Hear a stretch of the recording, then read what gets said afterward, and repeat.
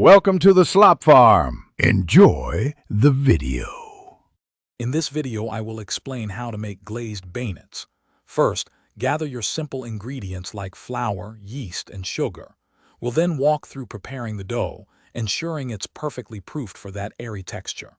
Next, we'll cover the crucial frying process to achieve a beautiful golden hue.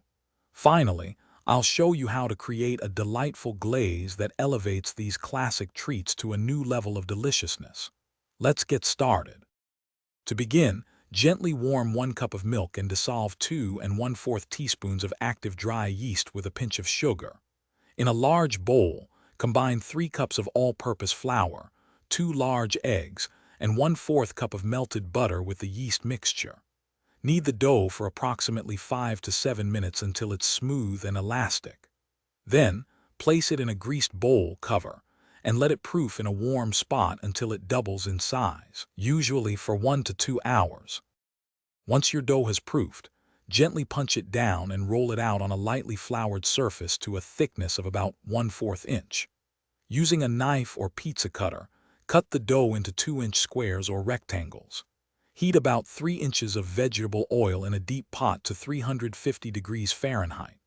Carefully drop a few beignets into the hot oil, frying them for 1 to 2 minutes per side until they are beautifully golden brown and puffed. Remove and drain on paper towels. Now for the irresistible glaze.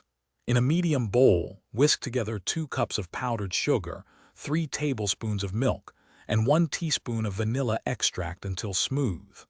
The consistency should be thick enough to coat a spoon.